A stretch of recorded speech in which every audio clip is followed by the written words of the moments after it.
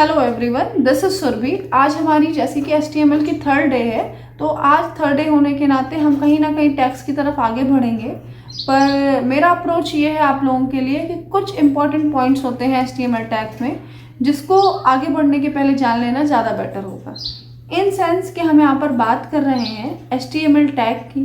HTML के जो basic tag हैं, बेसिक स्ट्रक्चर जिसको कहा जाता है, उनको हम लोगों ने प्रीवियस क्लास में देख रखा था। अगर आपको ध्यान हो तो हम लोग अपने सिस्टम पर आते हैं और हम आप बात करते हैं कि हम किसे बेसिक स्ट्रक्चर कह रहे हैं। अगर थोड़ा सा भी डाउट हो तो मैं आपको रिमाइंड करा दूं। विंडो R, नोटपैड प्लस,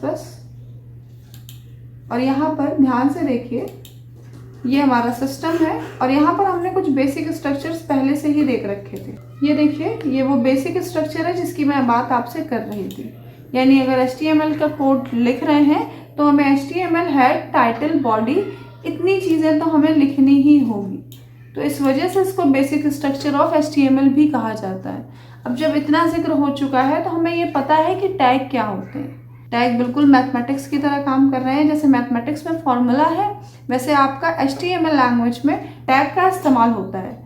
अब हम बात करते हैं इन्हीं एलिमेंट्स, इन्हीं टैग के ऊपर कुछ चीज़ें और भी आगे मूव ऑन होती हैं। जैसे टैग का काम कंटेंट को रखना था, यानी अगर हमें अपने वेब ब्राउज़र पर कंटेंट रखना है तो हम इस्तेमाल करते हैं टैग का।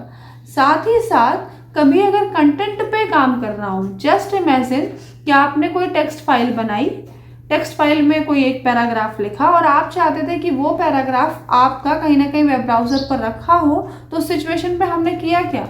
हमने कि उस पैराग्राफ को p टैग के अंदर डाल दिया। जैसे मुझे चाहिए, सॉरी ये आपको समझ नहीं आ रहा होगा, एंटर। ये एक लाइन जो मैंने लिखी थी और मैं चाह रही थी कि दिस इज अ कंटेंट, जो लाइन है वो पैराग्राफ के सेंस में आनी चाहिए, तो मैंने किया दिस वन और यहाँ पर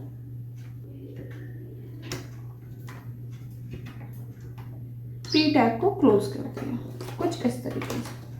और अब हम इसको सेव करके अगर चलाते हैं तो हमारी फाइल का नाम है html1.html। कहाँ गई फाइल? ये रही। इसको हम क्रोम में ओपन कर लें तो ये जो सॉरी ध्यान से देखिए, मुझसे एक मिस्टेक हुई है और जिसकी वजह से यहाँ पर ग्रेटर देन का साइन दिख रहा है, जबकि हमें वेब ब्राउज़र पर ये साइन नहीं चाहिए था। इट मीन कि कोई ऐसा टैग है जो कंप्लीटली वर्क में नहीं आया है। कंप्लीटली वर्क में नहीं आने का टैग का सिर्फ रीज़न ये होता है कि कहीं ना कहीं कोई सिंटैक्टिकल एरर ज़रूर होगी जिसकी वजह से वो टैग वर्क में नहीं आ पाया है। तो आइए चेक करते हैं कि गलती क्या हुई है हमसे।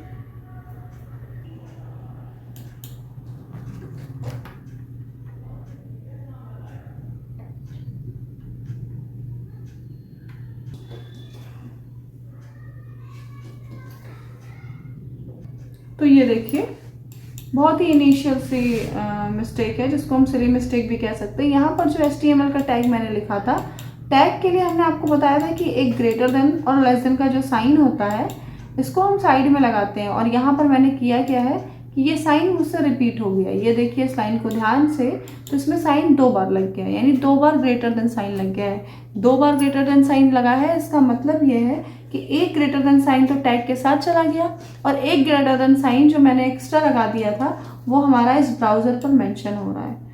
तो मैं रिकमेंड करूँगी शूटिंग के दौरान भी कि इस यहाँ पर इसको कट ना करें। क्यों? क्योंकि गलतियाँ ही कहीं ना कहीं कुछ सिखा जाती हैं। कुछ गलती मुझसे या कुछ गलती आपसे अगर हो जाती है प्रोग्रामिंग के दौरान, तो ये एक अच्छा अप्रोच है। कहते हैं ना, गलतियों से ही कुछ सीख मिलेगी। तो जब तक हम गलत नहीं करेंगे तब तक हमें पता ही नहीं चलता कि गलत क्या हुआ था या ऐसा भी हो सकता है। तो इट्स मच बेटर कि अब हम इसको रिमूव करेंगे। तो ये ग्रेटर देन साइन मैंने हटाया और दोबारा से किया Ctrl+S और यहाँ पर दिस। तो ये दिस इज अ कंटेंट, ये p टैग के अंदर लिखा हुआ था जो यहाँ पर मेंशन है। टाइटल में टाइटल ऑफ द डॉक्यूमेंट लिखा हुआ था जो टाइटल बार पे मेंशन है। HTML इसी का कोड है जिस वजह से यहाँ पर मेंशन है। हम HTML5 पे बात कर रहे थे, इसीलिए हमने डॉक टाइप HTML लिखा। इसका रीज़न ये है कि डॉक टाइप HTML जो है वो ये बताता है कि डॉक्यूमेंट का टाइप का क्या मतलब है। तो अगर मैं बात करूं तो स्क्रीन पर ध्यान से देखिए, यहाँ पर जो चीज़ें मेंशन है वहाँ पर लिखा है डॉक्यूमेंट टाइप HTML, यानी जो भी कंटेंट अब आप नीचे लिखने जा रहे हैं, जो भी एलिमेंट्स आप नीचे लिखेंगे वो एलिमेंट्स होंगे HTML के।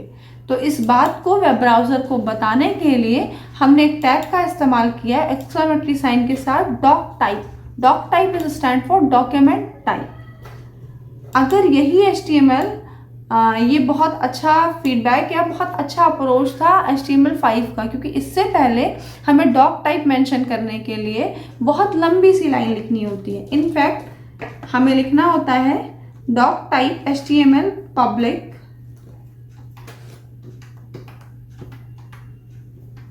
Public double quotes double slash और हम लिखते हैं W3C /DTD /HTML space.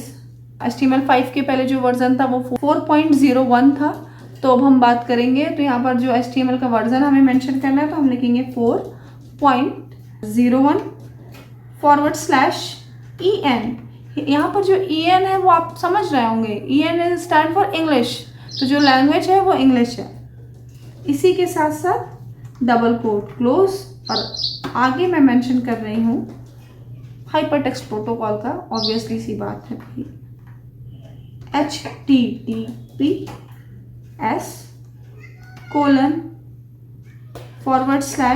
www.w3.org/TR। यहाँ पर TR आप कैपिटल लिखिएगा, क्योंकि TR एक टैग होता है जो टेबल में इस्तेमाल होता है। यहाँ पर जो मैं TR मेंशन कर रही हूँ वो डॉक्यूमेंट के लिए मेंशन कर रही हूँ। तो डॉक्यूमेंट में डॉक्यूमेंट टैग के साथ जो TR यूज़ हो रहा है वो टेबल का कंटेंट नहीं होगा। TR एक टैग की तरह इस्तेमाल होता है टेबल टैग के अंदर, एक मेटा टैग बनकर, लेकिन यहाँ पर जो TR है उसका मतलब है ट्रांजिशनल। तो यहाँ पर ये हमने ऐसे लिखा और उसके बाद फिर से /HTML और वर्जन है कौन सा, तो 4-strict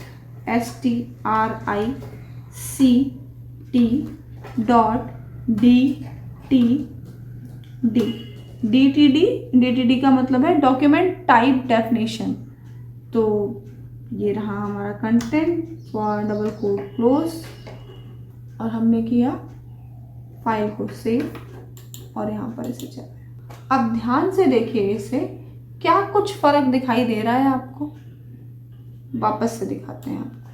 हमने सबसे पहले, मैं इसको रिमूव कर दूं, सपोज मैंने सेलेक्ट किया और डिलीट किया और इसको सेव किया कुछ इस तरीके से और यहाँ पर आकर रिफ्रेश किया। तो अगर आप इस वाली लाइन को, दिस इज द कंटेंट, इस लाइन को बहुत ध्यान से देखेंगे तो हमें देखने को क्या मिलता है कि ये जो लाइन है ये थोड़ी सी ऊपर अप एंड डाउन हो रही है। ये अप एंड डाउन क्यों हो रही है? तो रीज़न ये है कि हम HTML5 इस्तेमाल कर रहे हैं या HTML इस्तेमाल कर रहे हैं। ये फ़र्क बहुत माइन्यूट सा है। चाहे तो अभी आप देखिए, इसकी पोजीशन कुछ ऐसी है, इसकी पोजीशन कुछ ऐसी है, और जैसे ही मैं इधर आती हूँ और स्पेस देने के बाद मैंने इसको कहा कि जो भी कोड हम करेंगे वो HTML4 में करेंगे। तो HTML4 के लिए ये बताना ब्राउज़र को कि HTML4 की कोडिंग है, उसके लिए हम इतनी बड़ी लाइन लिखते थे। ठीक, ये जो लाइन हम एक्सप्लेन कर चुके हैं आपके सामने, ये वही लाइन है फिर से। इसी के साथ जैसे मैं इधर रिफ्रेश करूँगी, आप ध्यान से देखिएगा तो इस लाइन में माइल्यूट सा चेंजेस होगा, और वो चेंजेस क्या होगा कि हो सकता है ये लाइन या तो थोड़ी सी नीचे आ जाएगी और या तो थोड़ी सी ऊपर जाएगी, यानी कहीं ना कहीं मार्जिन में फ़र्क दे रहा है कुछ इस तरीके से। मोस्ट प्रोबेबली हम फिर से आपको दिखा देते हैं, Ctrl+X और यहाँ पर हमने लिखा HTML। जब हमने HTML लिखा तो ये HTML के 5th वर्जन को रिप्रेजेंट कर रहा है, और मैंने इसको यहाँ पर रिफ्रेश किया। और साथ ही साथ जब हम वर्जन 4 के लिए आते हैं कुछ इस तरीके से, तो ये लाइन थोड़ी सी अप हुई। तो मोस्ट प्रोबेबली जब आप इस लाइन को खुद यूज़ करेंगे तो इस बात को ज़्यादा अच्छा महसूस कर पाएंगे। वीडियो में हो सकता है कि आपको इतने क्लियर नहीं समझ में आ रहा हो, लेकिन मेरी रिकमेंडेशन है कि आप जब भी इस्तेमाल करिए तो आपको ये वर्ज़न का फ़र्क होता है, क्योंकि ब्राउज़र जो होता है वो कहीं ना कहीं सेम नहीं होता हर किसी के लिए, हर किसी टैग के लिए। तो ये एक वर्ज़न का ही फ़र्क था। तो मैं आपको सिर्फ यहाँ पर जो हमारा मोटिव है बताने का वो ये है कि HTML के साथ यूज़ होने वाली कभी कभी आपको ये लाइन भी दिखेगी जिस पे लिखा होगा HTML पब्लिक W3C। पब्लिक का सेंस ये है कि पब्लिक, वही बात है कि पब्लिक एक स्पेसिफायर के तरीके से यूज़ हो रहा है। स्पेसिफायर का मतलब होता है स्पेसिफाई करना कि जो भी डॉक्यूमेंट है वो पब्लिकली है। इसके साथ W3 स्कूल की जब भी बात आती है तो मैंने आपको डिस्कस किया है कि W3 जो है वो W3 कॉन्सर्ट्रिज्म का ही शॉर्ट फॉर्म है जो HTML पर काम करती है। यानी www.schools.com की बात की जाए तो जो डेवलपमेंट टीम है वही W3 कॉन्सर्ट्रिज्म के नाम से जानी जाती है। इसी के साथ यहाँ पर मेंशन है DTD stand for document type definition. साथ ही HTML / के बाद HTML 4.01 जो 4th वर्जन को बताता है 4.01। यहाँ पर EN जो है वो इंग्लिश के लिए है और ये एक पूरी साइट है अलग से। इसको आप कुछ ऐसा देखोगे तो ये अपने आप में एक साइट है। चाहे तो मैं आपको इसको ओपन करके दिखा दूँ। सपोज राइट क्लिक, जब हम इसको ओपन करते हैं तो ये सर्वर नॉट अवेलेबल का ऑप्शन दे रही है। सीधी सी बात है, एक लिंक क्रिएट किया गया था जो 503 सर्विस अवेलेबल की बात करती है, तो ये एक तरह की एरर जनरेट कर रही है। अब यहाँ पर 530 को डिस्कस करना है या ये किस तरह की एरर होती है इसके बारे में जानना है तो आप कमेंट बॉक्स में ज़रूर मेरे को मैसेज करिएगा। तो मैं आपको कुछ एरर जो ऑनलाइन इस तरीके की आती हैं उसके लिए एक अलग सा वीडियो बनाकर रख दूँगी, क्योंकि अभी ये डिस्कस करना थोड़ा सा हमारे कंटेंट से बाहर चला जाएगा। नॉर्मली ये कुछ इस तरीके से आपको यहाँ पर मेंशन है। साथ ही सेकंड जो टैग है वो है HTML।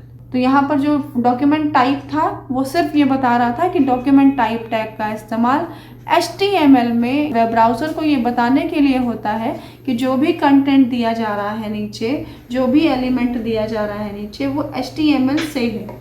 इसी के साथ अगर हम HTML 4 में काम कर रहे हैं तो हमें ये पूरी लाइन, पूरे लिंक्स लिखने पड़ते हैं। अगर हम HTML 5 पे काम कर रहे हैं तो फीचर इन्हांस होने के साथ साथ ये जो इतनी बड़ी सी लाइन हमें लिखनी पड़ रही है इसकी ज़रूरत हमें नहीं होती है। तो मैं इसको बैक स्पेस देकर हटा दे रही हूँ क्योंकि हमारा जो काम है वो HTML 5 पर ही है।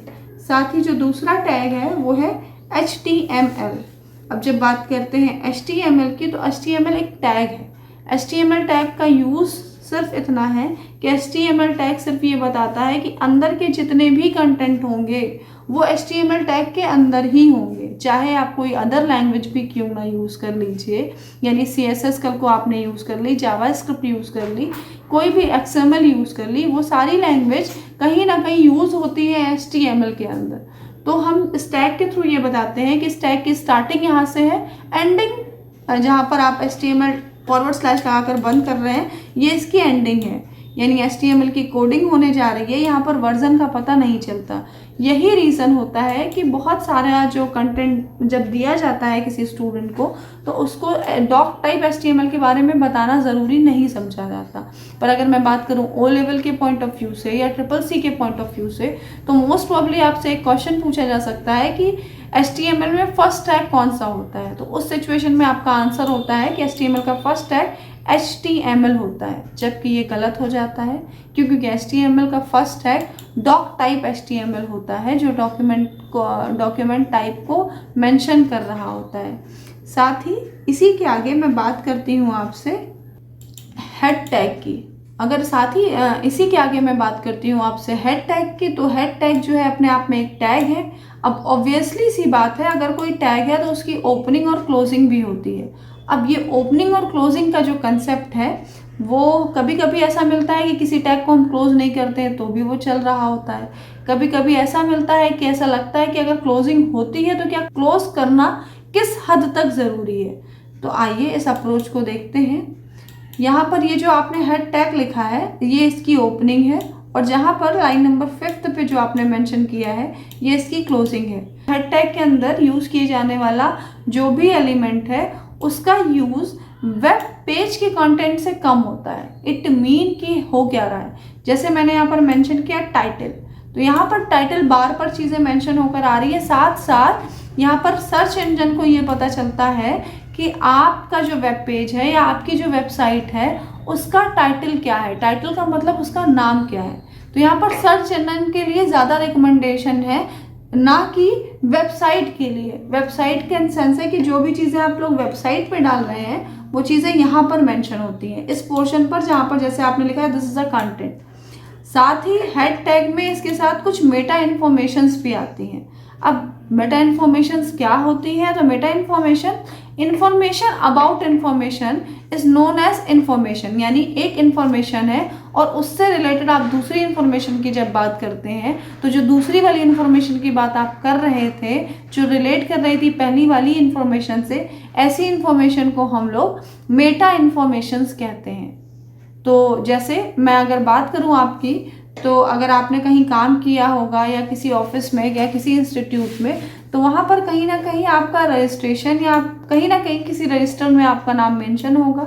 अगर आप एम्प्लॉई हैं तो आप एम्प्लॉय रजिस्टर होगा, अगर आप स्टूडेंट हैं तो स्टूडेंट रजिस्टर होगा। जब उस रजिस्टर के रिकॉर्ड में आपका नाम देखा जाता है तो वो नाम तो मिलता ही है, साथ ही साथ हो सकता है कि उससे लिंक करता हुआ आपके लिए एक और रजिस्टर मेंटेन किया गया हो। यानी एक रजिस्टर में था जिसमें टीचर्स के डेटा थे और उस टीचर्स के डेटा में आपका भी एक डेटा था, और साथ ही साथ आपका पर्सनल डेटा यानी आपका कॉन्टैक्ट नंबर, आपकी सीवी का कलेक्शन, आपसे रिलेटेड और भी ज़्यादा इन्फॉर्मेशन जितना एक इंस्टीट्यूट को ज़रूरी था वो उन्होंने किसी और रजिस्टर में रखा है। तो इस समय सिचुएशन में वो जो आपसे रिलेटेड इन्फॉर्मेशन जो दूसरे रजिस्टर में रखी थी उस इन्फॉर्मेशन को हम मेटा डेटा कहते हैं। मेटा डेटा का सीधा मतलब डेटा अबाउट डेटा से होता है। यहाँ पर अगर टैग की बात की जाए तो मेटा टैग का इस्तेमाल टैग के सेंस में टैग अबाउट टैग के लिए होता है। चूंकि हेड टैग के अंदर मेटा टैग कॉल किया जाता है मोस्ट प्रोबेबली, इसलिए हम इसको मेटा टैग के नाम से भी जानते हैं, जिसमें नॉर्मली हम लोग ये बताते हैं कि हमारा जो कंटेंट लिखा जा रहा है वो किस लैंग्वेज में लिखा जाएगा। साथ ही और भी ज़्यादा इन्फॉर्मेशन है, डेप्थ में अभी मैं नहीं जाऊँगी क्योंकि ये कंप्लीट नहीं हो पाएगा फिर से एक वीडियो में। दूसरा है टाइटल टैग। डेप्थ में जाने के लिए हम लोग एक काम करते हैं कि एक बार हम लोग अपने स्पीड अप करने के बाद हम लोग एक एक चीज़ को फिर से डेप्थ में जानने की कोशिश करेंगे। ये जो टाइटल टैग है ये आपको पता चल चुका है कि चीज़ों को टाइटल पर रखने के लिए टाइटल टैग का इस्तेमाल होता है। इसके साथ ही साथ हेड टैग क्लोज हो गया। यहाँ पर बात करते हैं बॉडी टैग की। तो बॉडी का मतलब होता है पेज पर जो बॉडी है उसकी बात की जा रही है, और जो भी कंटेंट इसके अंदर लिखा है वो पेज की बॉडी पर प्रेजेंट हो रहा होगा या राइट होकर आ रहा होगा या मेंशन होगा, और इसी के साथ आपने इसको क्लोज कर दिया। अब बात ये आती है कि इन जो बेसिक स्ट्रक्चर है इससे रिलेटेड कुछ इन्फॉर्मेशन होती है। जैसे बहुत बार ये कहा जाता है कि जो हेड है इसका एलिमेंट है टाइटल टैग। ये कहा जाता है कि जो हेड टैग है उसका एलिमेंट है टाइटल टैग। तो हेड टैग का एलिमेंट टाइटल टैग कैसे है या एलिमेंट क्या होता है? तो मैं बात करूं जब एलिमेंट की, तो आपने ये समझ लिया है कि टैग क्या होता है। सबसे पहले टैग वो है जो इस तरीके से ग्रेटर देन या लेस देन इन दोनों साइंस के बीच में मेंशन है, वो टैग है। अब जब भी टैग की बात आएगी तो एक ओपनिंग टैग होगा और उसी के साथ मोस्ट प्रोबेबली ऐसा होगा कि हमें जिसकी ओपनिंग टैग मिली है उसकी क्लोजिंग टैग भी मिलेगी। क्लोज करने के लिए हम फॉरवर्ड स्लैश के साथ उसे क्लोज करते हैं, लेकिन ऐसा नहीं है कि हमेशा ही ऐसा होगा कि जिसकी ओपनिंग मिली है उसकी क्लोजिंग भी मिलेगी। इस सिचुएशन में हमें करना क्या होता है कि ये जो ओपनिंग और क्लोजिंग कंटेंट है इसको रखने के लिए हमें टैग के बारे में पढ़ना चाहिए। टैग वो था जिसके अंदर आप अपनी चीज़ों को राइट कर रहे थे, ऐसा इन्फॉर्मेशन। तो इस सिचुएशन में ग्रेटर देन और लेस देन साइन जो है वो एक टैग की तरह इस्तेमाल हो रहे थे। जहाँ पर फॉरवर्ड स्लैश लग गया उसको आपने कह दिया ये क्लोजिंग टैग है, और जहाँ पर फॉरवर्ड स्लैश नहीं लगा उसको आपने कह दिया ये ओपनिंग टैग है। अगर मैं बात करूँ टैग की, तो टैग को दो पार्ट में क्लासिफाई किया जाता है। एक टैग होता है जिसे हम कहते हैं एम्पटी टैग, और दूसरा टैग का टाइप है जिसे हम कहते हैं कंटेनर टैग या कंटेंट टैग। ऐसा टैग ये नॉर्मली डेफिनेशन है जिसको कहा जाता है ऐसा टैग जिसको ओपन करने के बाद क्लोज करने की ज़रूरत पड़े, ऐसे टैग को हम कंटेंट टैग या कंटेनर टैग कहते हैं। और ऐसा टैग जिसको ओपन करने के बाद क्लोज करने की ज़रूरत ही ना पड़े, तो ऐसे टैग को हम एम्प्टी टैग के नाम से जानते हैं। तो अब आपको ये बात क्लियर होगी कि वो टैग जो क्लोजिंग की नीड को रखता है, यानी जिसको ओपन किया है उसको क्लोज करना ही पड़ेगा फॉरवर्ड स्लैश लगाकर, तो ऐसे टैग को हम जो है कंटेनर टैग कहते हैं। और ऐसा टैग जिनको क्लोज करने की ज़रूरत नहीं पड़ती, ऐसे टैग को एम्प्टी टैग कहते हैं।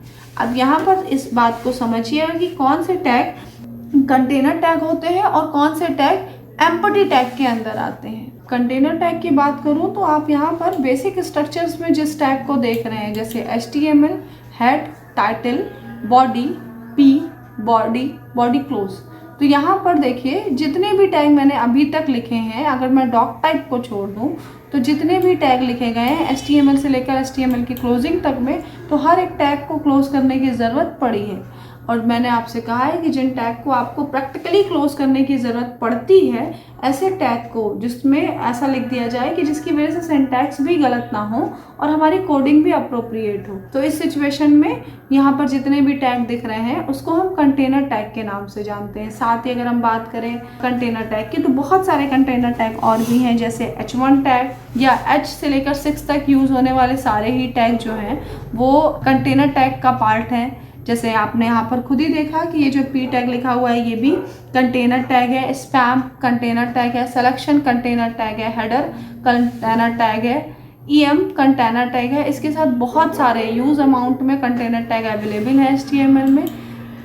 जब हम एक एक आगे की तरफ मूव करेंगे तो एक एक करके सारे टैग्स के बारे में डिस्कशन जारी रखेंगे। अभी के लिए केवल इतना समझिए कि जिन टैग को आपको क्लोज करने की ज़रूरत पड़ी उसे हमने कंटेनर टैग कहा, यानी वो अपने कंटेंट को कहीं ना कहीं मॉडिफाई करते हैं। उनका ये क्राइटेरिया फिक्स हो जाता है कंटेनर टैग का कि यहाँ से इसका टैग का कंटेंट स्टार्ट होता है और एक पर्टिकुलर एंड पर जाकर इसका कंटेंट ख़त्म होता है। तो ऐसे टैग जो अपने अंदर कंटेंट को रखते हैं उनको हम कंटेनर टैग कहते हैं। ऐसी डेफिनेशन आपको कई जगह मिलेगी, पर बी प्रैक्टिकल, जब आप प्रैक्टिकल पर आते हैं तो उस सिचुएशन में हमें क्या मिलता है कि जिन्हें हमें क्लोज करने की ज़रूरत पड़ रही है वही कंटेनर टैग है, और जिन्हें हमें क्लोज करने की ज़रूरत नहीं पड़ रही है वो कंटेनर टैग नहीं है। इसका रीज़न कैसे बना? तो रीज़न सीधा सीधा है कि जहाँ पर आपने कंटेनर टैग लगाया है, जैसे मैंने यहाँ पर HTML का यूज़ किया, तो HTML को ओपन करने के बाद HTML का क्राइटेरिया कहाँ तक है उसके लिए मैंने क्या किया, HTML क्लोज भी किया है।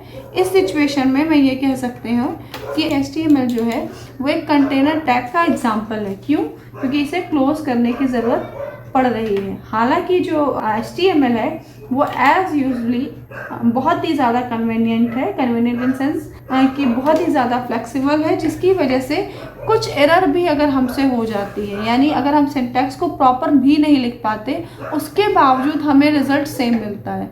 और फिर बहुत सारे बच्चों का क्वेश्चन ये होता है कि ये तो तब भी वर्क कर रहा है जब आपने ये बताया था, और जब हमने ये नहीं किया उसके बावजूद इसकी वर्किंग हो रही। इट मीन कि आप गलत बता रहे होंगे, पर ऐसा नहीं है। ये HTML की फ्लेक्सिबिलिटी है जिसकी वजह से आप वर्क कर पा रहे हैं, पर इसका कहीं से मतलब ये नहीं होता कि हम HTML की कोडिंग गलत कर जाए। कन्वेंशनली या प्रैक्टिकली आपको वेब ब्राउज़र पे इतना HTML का इतना ज़्यादा सपोर्ट मिलता है कि अगर आप कहीं कहीं पर कुछ गलतियां कर भी जाते हैं तो वो काउंटेबल नहीं होती, जिस वजह से ऐसा लगता है कि नहीं हो सकता है कुछ और होता, क्योंकि प्रोग्रामिंग लैंग्वेज जो है वो बहुत स्ट्रिक्ट थी। अगर आपने एक डॉट का भी गड़बड़ किया तो दिक्कत करता था, लेकिन HTML जो है वो स्क्रिप्टिंग लैंग्वेज है, और ये देखा गया है नॉर्मली कि स्क्रिप्टिंग लैंग्वेज प्रोग्रामिंग लैंग्वेज की तुलना में थोड़ी सी फ्लेक्सिबल होती है।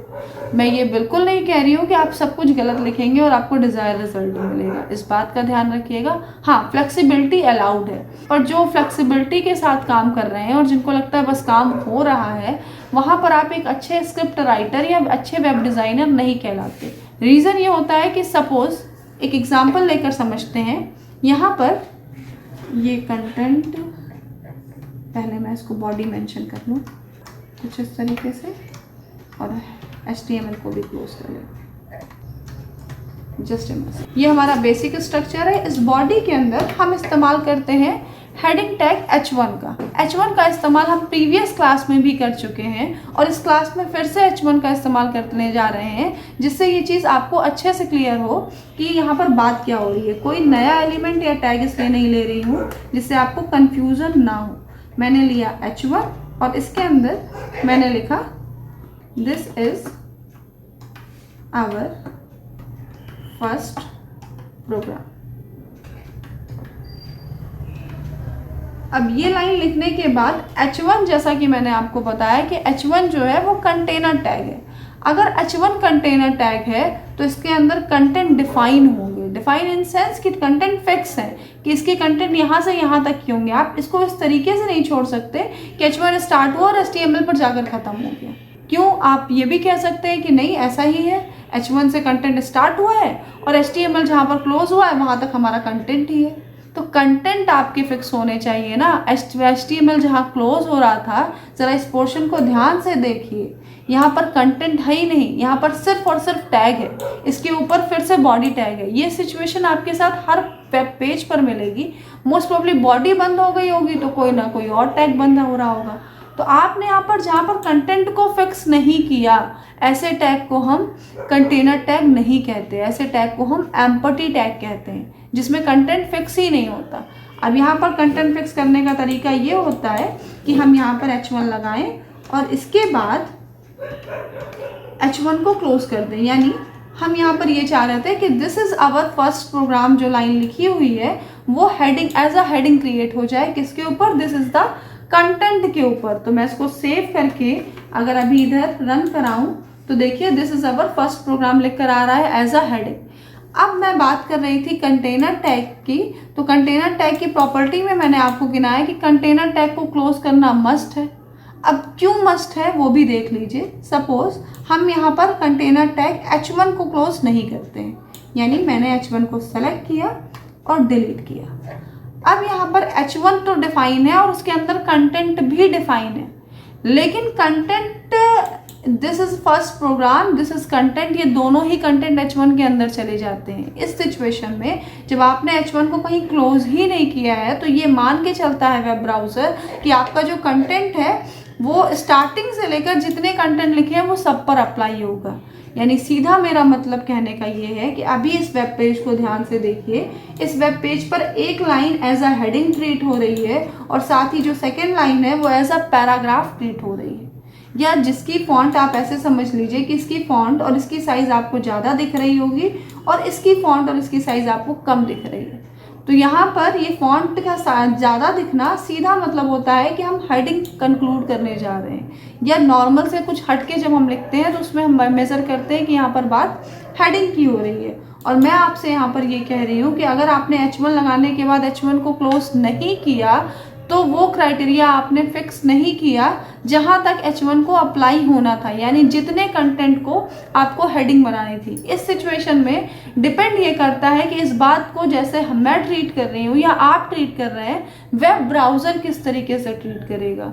तो ये बात जान लीजिए कि वेब ब्राउज़र क्या करेगा, यहाँ H1 की ओपनिंग के बाद जितनी भी लाइनें उसको मिलेंगी, जब तक H1 की क्लोजिंग नहीं मिल जाती, उन सबको वो हेडिंग की तरह ही ट्रीट करेगा। क्यों? क्योंकि आपने क्राइटेरिया तो फिक्स किया नहीं है। उस सिचुएशन में क्या होगा, भले ही ये line this is a content P tag यानी पैराग्राफ टैग के अंदर है, इसके बावजूद ये जो पैराग्राफ है ये भी उसी तरीके से ट्रीट होगा जैसे H1 था। यानी अब दोनों ही लाइनें किस में कन्वर्ट हो जाएंगी, दोनों ही लाइनें हेडिंग में कन्वर्ट हो जाएंगी। तो आइए दिखाती हूँ मैं आपको प्रैक्टिकल करके। इसको मैं सेव करूँ, Ctrl+S, और मैंने यहाँ पर किया रिफ्रेश। तो अब ये देखिए दोनों लाइन को। अगर थोड़ा सा भी फ़र्क नज़र आ रहा है तो ये जो टी है इसको भी मैं कैपिटल लेटर में लिखती हूँ कुछ इस तरीके से। अब यहाँ पर ध्यान से देखिए, ये जो लाइन है ये भी कुछ इसी तरीके से दिख रही थी जैसे पी टैग के अंदर की लाइन दिख रही थी। इसका मतलब क्या है, तो इसका सीधा मतलब वही है ना कि H1 का क्राइटेरिया आपने फिक्स नहीं किया था, जिस वजह से H1 को समझा गया कि H1 स्टार्ट तो है पर एंड उसको मिला नहीं, इसलिए इसके लिखने के बाद ये सारी लाइनें, इसके बाद आप कुछ भी लाइन लिख दीजिए तो जितना भी कुछ भी टैग आपने लगाया है वो सभी Ctrl+C, सपोज Ctrl+V, कुछ इस तरीके से। हमारा टाइम बचे इसलिए मैंने कॉपी पेस्ट को ज़्यादा सहूलियत समझा करने में। सॉरी, मैं इसको वर्ड रैप कर दूँ। अब ये ध्यान से देखिए, यहाँ पर P टैग है, मैं यहाँ पर H2 और H3 टैग मैंने कल आप लोगों ने एग्जाम्पल किया था, तो इसको भी हम करके देख लेते हैं।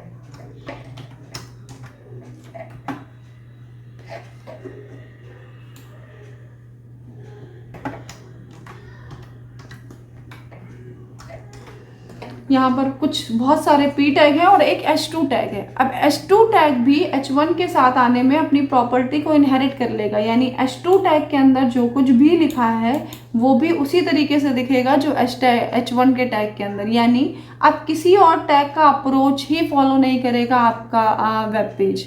यानी आपने जो भी कंटेंट लिखा है अगर उसको खुला छोड़ दिया तो H2 पर भी H1 टैग की फॉर्मेटिंग अप्लाई हो जाएगी। करके देखते हैं, सेव एंड रिफ्रेश, कुछ इस तरीके से।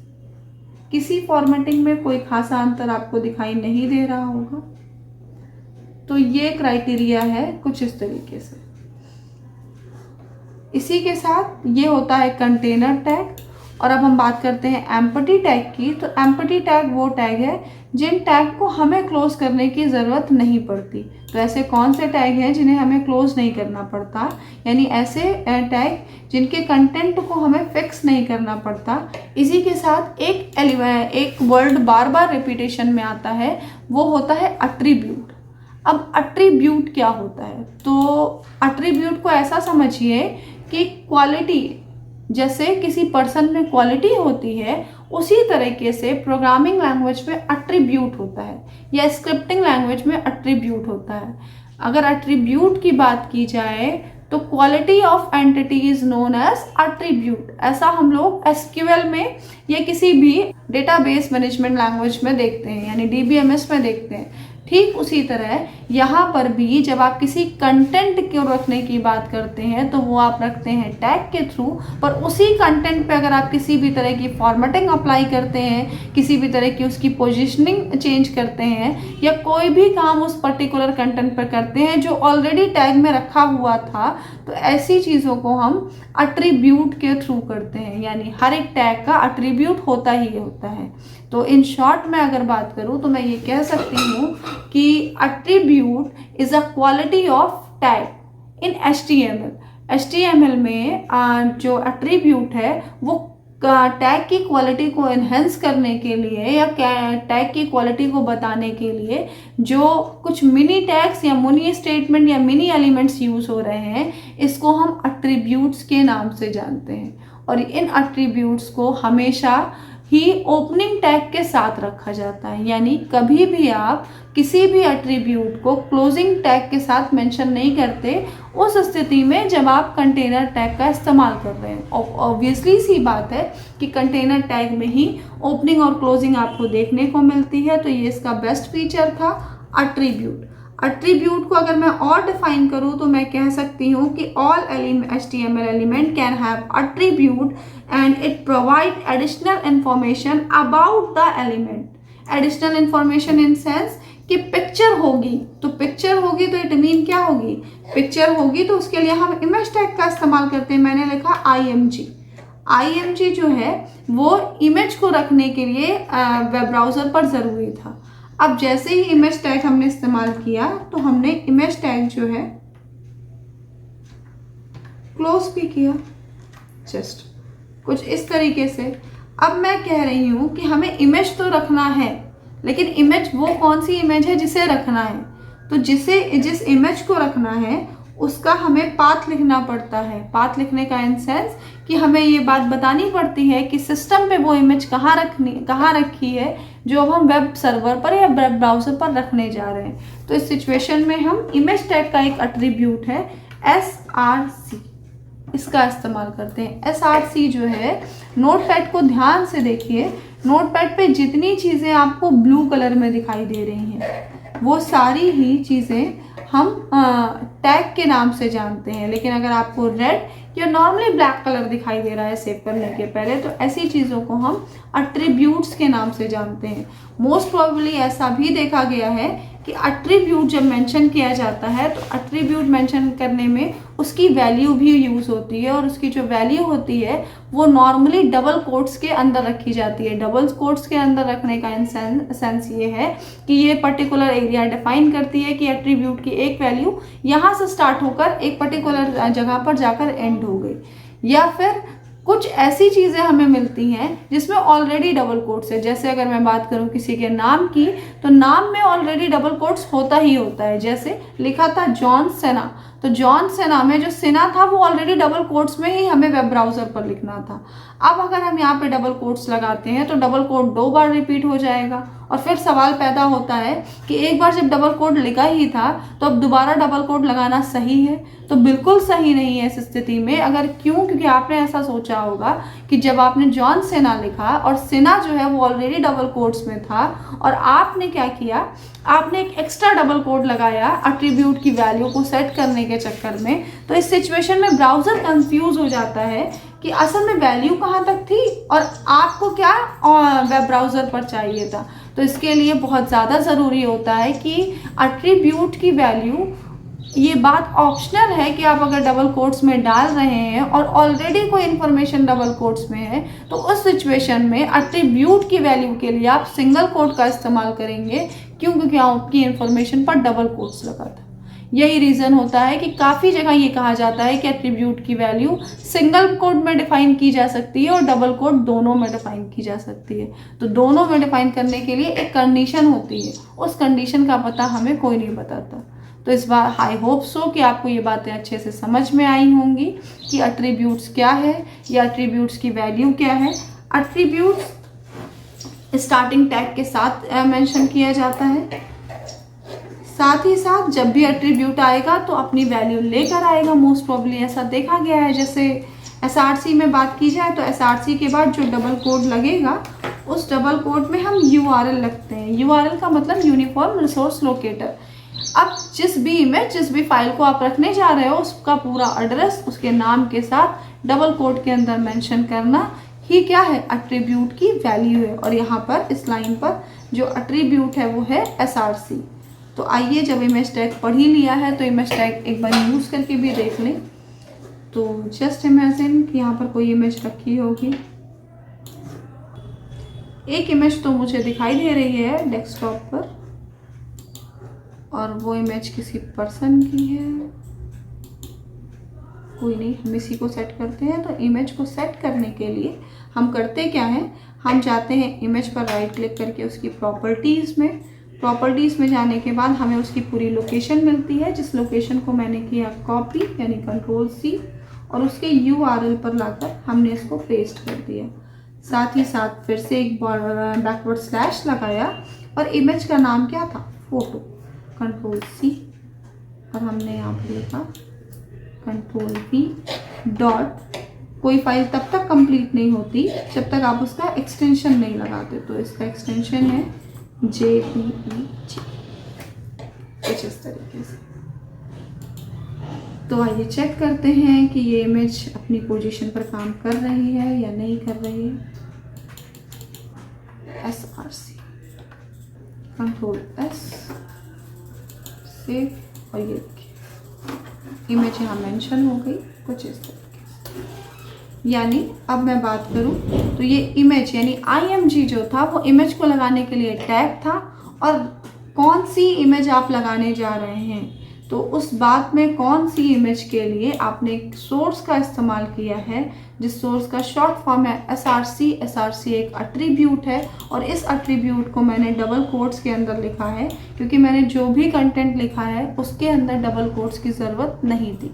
अगर इसके अंदर कोई कंटेंट ऐसा होता जो ऑलरेडी डबल कोट्स में होता तो उस सिचुएशन पे हम लोग किसी भी अप्रोच में, प्रोग्रामिंग लैंग्वेज में, हम लोग उस सिचुएशन पर वहाँ पर सिंगल कोट का इस्तेमाल करते हैं। ये बातें छोटी हैं लेकिन बहुत यूज़फुल हैं और घुमा कर आपसे एग्ज़ाम में पूछ ली जाती। तो जैसा कि मैंने बताया जो ब्लू कलर है वो टैक्स के लिए इस्तेमाल हो रहा है और जो ब्लू कलर आप देख रहे हैं वो एट्रीब्यूट्स के लिए देख रहे हैं, और डबल कोट्स में जो वैल्यू दिख रही है वो आपके एट्रीब्यूट के नाम या एट्रीब्यूट की वैल्यू है। तो वैल्यू हमेशा डबल कोट्स में होनी चाहिए। ये हालांकि ये ऑप्शनल है, कहीं कहीं फिर से वही बात कि HTML बहुत ज़्यादा फ्लेक्सिबिलिटी रखता है। मोस्ट प्रॉब्ली आप गलत भी करते हैं तो वो आपको सपोर्ट करके रन कर जा रहा है, तो इसका मतलब ये नहीं है कि आप उसको हमेशा गलत ही करते रहें।